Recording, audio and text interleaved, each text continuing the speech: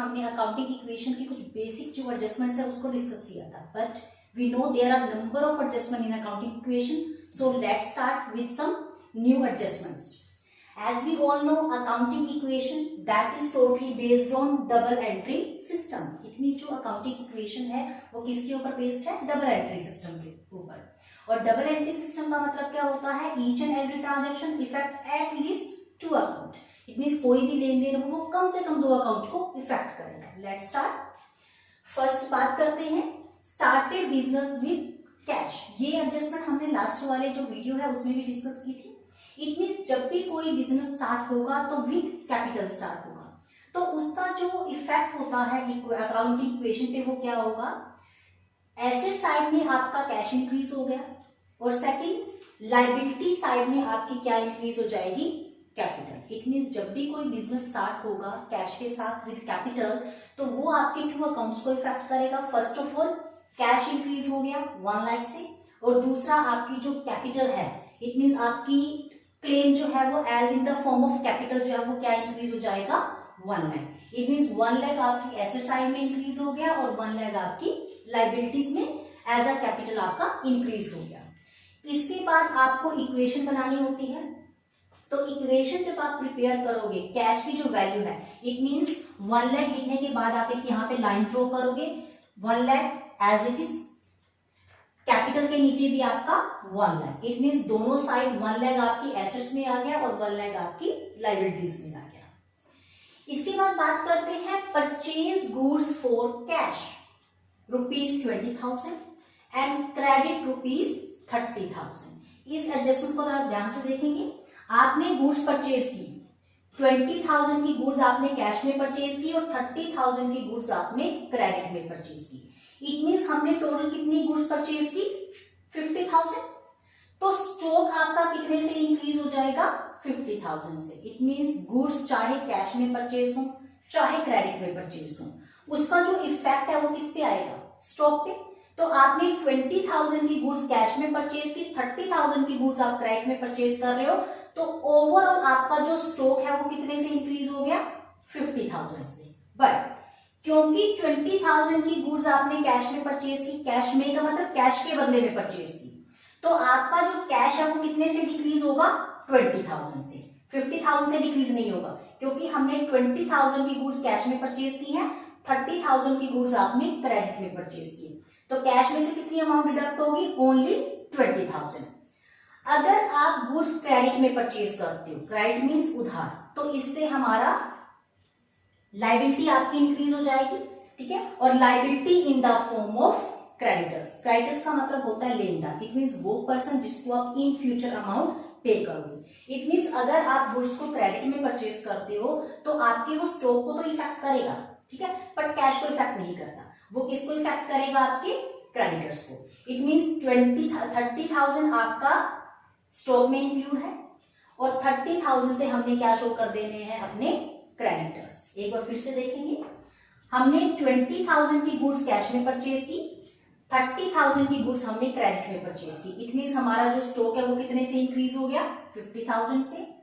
20,000 cash में से deduct कर दो, और 30,000 से क्योंकि आपके क्रेडिटर्स इंक्रीज हो गए, आपके लेनदार इंक्रीज हो गए जिसको आप इन फ्यूचर पे करोगे, तो 30,000 आप कहां पे शो कर दोगे? क्रेडिटर्स में. कैपिटल पे इसका कोई भी इफेक्ट नहीं होगा, इसलिए कैपिटल के नीचे 0 पुट कर. अब इसके बाद जब आप अकाउंटिंग इक्वेशन बनाओगे, इट मींस जब आप न्यू इक्वेशन बनाओगे, 1 लाख में से 20,000 को डिडक्ट किया, वैल्यू कितनी आ गई? 80,000. स्टॉक आपका as usual 50,000, creditors as usual आपके 30,000, और कैपिटल पे कोई भी इफेक्ट नहीं था, तो कैपिटल आपकी फिर से कितनी हो गई? 1 लाख. नेक्स्ट देखिए, paid to creditors ₹20,000. Creditors means लेनदार. आपने क्रेडिटर्स को 20,000 पे किया. जस्ट अभी हमने लास्ट इक्वेशन में क्रेडिटर्स का कॉलम बनाया था 30,000 से. इट मीन्स वो क्रेडिटर्स जिनसे हमने गुड्स क्रेडिट में परचेज की थी, उनको आपने कितना पे कर दिया? 20,000. पे करने का मतलब कैश चला गया. इट मीन्स दो अकाउंट फिर से इफेक्ट हुए आपके. कैश आपका 20,000 से डिक्रीज हो जाएगा, क्योंकि हमने क्रेडिटर्स को कितनी अमाउंट पे की? 20,000. 20,000 आप कैश में से डिडक्ट करोगे, और साथ ही साथ 20,000 से आपके क्रेडिटर्स कम हो जाएंगे। इट मीन्स 20,000 आप कैश में से डिडक्ट करोगे और 20,000 आप क्रेडिटर्स में से डिडक्ट करोगे। स्टॉक पे इसका कोई भी इफेक्ट नहीं होगा, इसलिए 0 पुट कर दिया। कैपिटल पे इसका कोई भी इफेक्ट नहीं हुआ, इसलिए उसके नीचे भी मैंने 0 पुट किया। अब इसके बाद जब आप न्यू इक्वेशन प्रिपेयर करोगे, 80 में से 20,000 आपने डिडक्ट किया, वैल्यू कितनी आ गई 60,000। स्टॉक पे इफेक्ट नहीं था तो स्टॉक एज यूजुअल 50,000। क्रेडिटर्स 30 में से 20 डिडक्ट करोगे तो 10,000 आ जाएगा। Capital as it is 1 lakh. एक बार टैली कर लेते हैं, 60 प्लस 50 वैल्यू कितनी हो गई 1,10,000। और अगर हम लाइबिलिटी साइड की बात करें तो 10,000 प्लस में 1 lakh, that is also 1,10,000। It means asset side का टोटल भी 1,10,000 है और लाइबिलिटीज का टोटल भी 1,10,000 है according to double entry system. It means accounting equation की दोनों साइड हमेशा इक्वल होती है।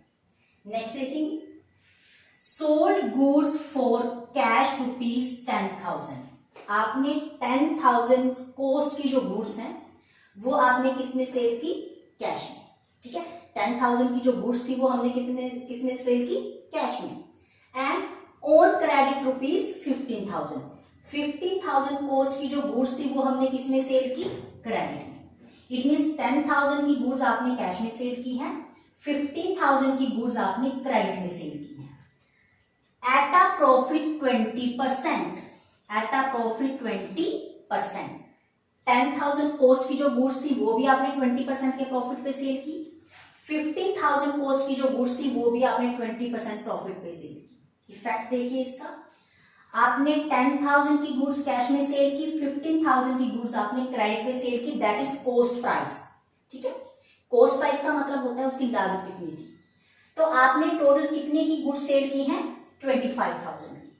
25,000 आप कहां से डिडक्ट कर दोगे, स्टॉक में से, क्योंकि स्टॉक में से हमेशा कॉस्ट प्राइस माइनस होता है। कॉस्ट कितने की थी उसकी, कॉस्ट कितनी थी, 10,000 की गुड्स आपने कैश में सेल की, 15,000 की गुड्स आपने क्रेडिट में सेल की, तो कॉस्ट कितनी थी इसकी 25,000। 25,000 को आप स्टॉक में से डिडक्ट करोगे। 10,000 की गुड्स भी आपने 20% प्रॉफिट पे सेल की, 15,000 की गुड्स भी आपने 20% प्रॉफिट पे सेल की। अगर मैं 10,000 का 20% करूं तो 10,000 into 20 divide by 100, it means 2,000। It means 10,000 की गुड्स कितने में सेल हो गई, 2,000 के प्रॉफिट पे। 10,000 की गुड्स का 20% अगर आपने किया तो प्रॉफिट कितना आ गया, 2,000। इट मीन्स 10,000 की गुड्स कितने में सेल हुई, 12,000 में। तो 10,000 कॉस्ट की जो गुड्स थी वो कितने में सेल हुई आपकी, 12,000 में। तो 12,000 आप कहां पे ऐड कर दोगे, कैश में, क्योंकि ये गुड्स जो है वो किसमें सेल हुई थी, कैश में सेल हुई थी। 15,000 की गुड्स को भी आपने 20% प्रॉफिट पे सेल किया। अगर हम 15,000 का 20% करें तो 15,000 का 20% इट मीन्स 3,000। 15,000 का अगर हम 20% करें इट मीन्स 3,000। इट मीन्स 15,000 की गुड्स कितने में सेल हो गई, 3,000 के प्रॉफिट पे। इट मीन्स 15,000 की गुड्स कितने में सेल हुई आपकी, 18,000 में, क्योंकि ये गुड्स आपकी क्रेडिट में सेल हुई है। और अगर आप गुड्स क्रेडिट में सेल करते हो तो उससे हमारे क्या इंक्रीज हो जाते हैं, डेटर्स। डेटर्स मीन्स देनदार, वो पर्सन जिनको हमने गुड्स सेल की लेकिन उधार में, और इन फ्यूचर ये आपको पे करेंगे। अगेन फिर से इफेक्ट देखते हैं, 2,000 का प्रॉफिट यहाँ पे हो गया, 3,000 का प्रॉफिट यहाँ पे हुआ। और जब भी प्रॉफिट या लॉस होगा तो वो किसको इफेक्ट करेगा, आपकी कैपिटल को इफेक्ट करेगा। इट मीन्स 2,000 का प्रॉफिट जब आपने गुड्स को कैश में सेल किया, 3,000 का प्रॉफिट जब आपने गुड्स को क्रेडिट में सेल किया, टोटल प्रॉफिट कितना हुआ 5,000। तो 5,000 को आप किसमें ऐड करोगे, अपनी कैपिटल में। स्टॉक में से कितना डिडक्ट हुआ, 25,000। ओनली कॉस्ट प्राइस 10,000 का ये था, 15,000 का ये था। इट मीन्स कॉस्ट में से कितना माइनस होगा, ओनली 25,000। 10,000 की गुड्स आपने 12 में सेल की, इसलिए कैश में कितना प्लस हो गया, 12,000। 15,000 की गुड्स आपने 18,000 में सेल की, क्योंकि 15 का 20% इट मीन्स 3,000। तो 15,000 की गुड्स हमारी 18,000 में सेल हुई लेकिन क्रेडिट में सेल हुई है। तो क्रेडिट का मतलब आपके डेटर्स इंक्रीज हो गए। इट मीन्स इस ट्रांजैक्शन ने आपके 3 अकाउंट्स को, 3 नहीं 4 अकाउंट्स को इफेक्ट किया, कैश को इफेक्ट किया, स्टॉक को इफेक्ट किया, डेटर्स को इफेक्ट किया और कैपिटल को इफेक्ट किया।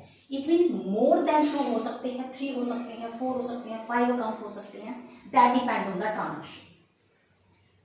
अब देखिए, जब आपने न्यू इक्वेशन प्रिपेयर की, हमने 60 में 12,000 को ऐड किया 72,000, 50 में से 25,000 को डिडक्ट किया 25,000, डेटर्स आपके एज यूजुअल 18,000, क्रेडिटर्स पे आपका इसका कोई भी इफेक्ट नहीं होगा, क्रेडिटर्स आपके एज यूजुअल 10,000 आएंगे, और जो कैपिटल है उसमें हमने 5,000 को ऐड किया, तो कैपिटल आपकी कितनी आ गई 1,05,000। अगेन अगर इसका हम टोटल करें, इट मीन्स 72,000 प्लस में 18 दैट मीन्स 90 प्लस में 25,000, तो टोटल हमारी अमाउंट कितनी हो जाएगी 1,15,000। इट मीन्स एसेट्स और लायबिलिटी दोनों साइड का टोटल कितना आ गया 1,15,000। अगेन इक्वल, आपकी अकाउंटिंग जो इक्वेशन है तो उसकी दोनों साइड फिर से इक्वल है। नेक्स्ट एडजस्टमेंट देखिए, rent, dividend, commission, interest received. It means कोई भी अमाउंट आपको रिसीव हो, चाहे रेंट रिसीव्ड वर्ड लिखा हो, डिविडेंड आपको रिसीव हुआ, डिविडेंड होता है शेयर्स के ऊपर, ठीक है। रेंट मीन्स आपने कोई बिल्डिंग रेंट पे दी हुई थी, उस पे आपको रेंट रिसीव हुआ। डिविडेंड मीन्स आपने किसी कंपनी के शेयर्स परचेज किए हुए हैं, ठीक है, उस पे आपको कोई डिविडेंड मिल गया। कमीशन मिली आपको, कोई इंटरेस्ट आपको मिल गया, कोई अमाउंट आपने बैंक में डिपॉजिट करवाई हुई है उसके ऊपर आपको इंटरेस्ट मिला। इट मीन्स जहां पे रिसीव्ड वर्ड आएगा, ठीक है, आपको चाहे रेंट हुआ रिसीव, डिविडेंड हुआ, कमीशन हुआ, इंटरेस्ट, कुछ भी अगर आपको रिसीव होता है तो वो आपके 2 अकाउंट को इफेक्ट करेगा, एक कैश और दूसरा आपका कैपिटल। इट मीन्स 10,000 जो आपको रिसीव हुआ उससे आपका 10,000 का कैश इंक्रीज हो गया, 10,000 कैश में प्लस कर दो, और दूसरा 10,000 आप कैपिटल में भी प्लस करोगे, ऐड करोगे उसको भी। स्टॉक के ऊपर इफेक्ट नहीं है इसलिए 0 पुट कर दिया, डेटर्स पे इफेक्ट नहीं था इसलिए 0 पुट किया, क्रेडिटर्स पे इफेक्ट नहीं है इसलिए 0 पुट कर दिया। इट मीन्स इसका जो इफेक्ट होगा वो कहां होगा, एक कैश पे और दूसरा कैपिटल पे। अब जब हम इससे न्यू इक्वेशन प्रिपेयर करेंगे, 72,000 में 10,000 ऐड हो गए, वैल्यू कितनी आ गई 82,000, 25,000 एज यूजुअल, 80,000 भी एज यूजुअल जो कि डेटर्स की अमाउंट थी। क्रेडिटर्स में कोई चेंज नहीं हुआ, क्रेडिटर्स एज यूजुअल 10,000, लेकिन जो कैपिटल है वो अब कितना हो गया 1,05,000 में हमने 10,000 को ऐड किया, तो जो कैपिटल है वो कितनी हो गई आपकी 1,15,000। एक बार फिर से प्लस करके देखो, 1,15,000 प्लस में 10 इट मीन्स 1,25,000, और अगर मैं इस साइड का टोटल करूं 82 प्लस में 18 इट मीन्स 1,00,000 प्लस में 25,000 it means 1,25,000। Again both side are equal, दोनों साइड फिर से इक्वल है। नेक्स्ट एडजस्टमेंट देखिए, पेड कैश, आपने कैश पे किया फॉर हाउस होल्ड, प्राइवेट या फिर वर्ड हो सकता है पर्सनल। इट मीन्स हमने कैश पे किया हाउस होल्ड एक्सपेंसेस के लिए, पर्सनल वर्ड हो सकता है, प्राइवेट एक्सपेंसेस वर्ड हो सकता है। इट मीन्स ओनर ने अपने पर्सनल यूज के लिए कुछ अमाउंट पे कर दी। इट मीन्स मे भी हो सकता है अपने बच्चे की ट्यूशन फी पे कर दी हो, मे भी हो सकता है अपने हाउस का जो इलेक्ट्रिसिटी बिल है वो उसने पे कर दिया हो। तो इट मीन्स जहां पे भी हाउस होल्ड वर्ड आएगा, प्राइवेट वर्ड आएगा या फिर पर्सनल यूज वर्ड आएगा तो मीन्स दैट इज ड्रॉइंग, ठीक है। पर्सनल यूज के लिए जब भी हम कुछ विड्रॉ करते हैं तो उसको हम क्या बोलते हैं, ड्रॉइंग्स। ड्रॉइंग्स का जो इफेक्ट है, देखिए अगर कैश में किया है पे तो वो आपके कैश को इफेक्ट कर रहा है, तो आप जो 5,000 है वो कहां से डिडक्ट कर दोगे, कैश में से। इट मीन्स 5,000 से आपका जो कैश है वो क्या हो जाएगा, डिक्रीज हो जाएगा।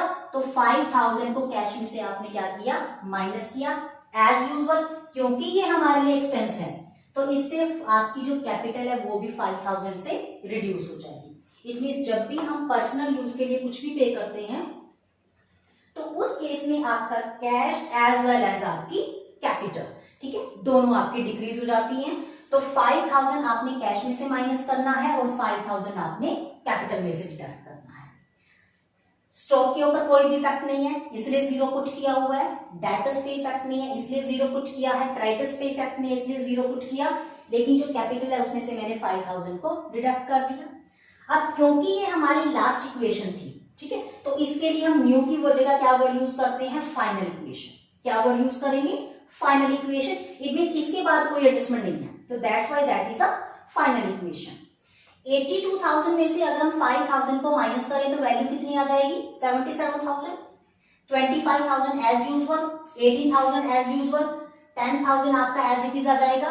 1,50,000 में से अगर हम 5,000 को माइनस करें तो वैल्यू कितनी आ गई? 1,10,000। अब देखिए अगर इसका हम टोटल करें तो लाइबिलिटी साइड का जो टोटल है दैट इज 1,20,000 और अगर मैं इसका टोटल करती हूँ तो इसका टोटल भी कितना आ गया? 1,20,000।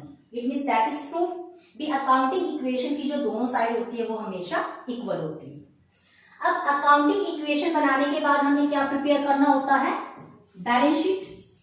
बैलेंस शीट में आपका जो राइट हैंड साइड है इट मीन्स दिस वन, यहां पे हम क्या शो करते हैं? एसेट्स, ठीक है। और जो आपका left hand side it means यहां पे हम शो करते हैं अपना लाइबिलिटीज प्लस में कैपिटल। अब आपने क्या करना है? एसेट्स में आप क्या ट्रांसफर करोगे? कैश को आप ट्रांसफर करोगे 77,000 से, स्टॉक ट्रांसफर हो जाएगा आपका यहाँ पे 25,000 और डेटर्स आपके 18,000 से। और लाइबिलिटी साइड में दो टर्म्स आएंगी, क्रेडिटर्स यहाँ पे आएगा आपका 10,000 से और जो कैपिटल है that is 1,10,000। It means liability side में टू टर्म्स आएंगी, क्रेडिटर्स एंड कैपिटल। और एसेट्स में हमारे पास आ जाएगा कैश, स्टॉक एंड डेटर्स। और अगर मैं दोनों साइड का टोटल करूं तो दोनों साइड का जो टोटल है वो क्या आएगा? इक्वल आएगा। दैट्स वाई हम हमेशा ये कहते हैं कि अकाउंटिंग जो इक्वेशन है उसकी दोनों साइड का जो टोटल है वो हमेशा इक्वल आता है because of double entry system. It means कोई भी ट्रांजेक्शन हो वो कम से कम दो अकाउंट को इफेक्ट करती है। मे भी हो सकता है एक इंक्रीज हो जाए दूसरा भी इंक्रीज हो जाए, एक डिक्रीज हो जाए दूसरा इंक्रीज हो जाएगा। That depend on the nature of the transaction. I think ये एडजस्टमेंट आप सभी को क्लियर है, but there are number of adjustment in accounting equation. तो फर्दर कुछ एडजस्टमेंट्स हैं जो कि हम नेक्स्ट वीडियो में डिस्कस करेंगे। Till then, thank you dear students, keep watching the video and clear your doubt.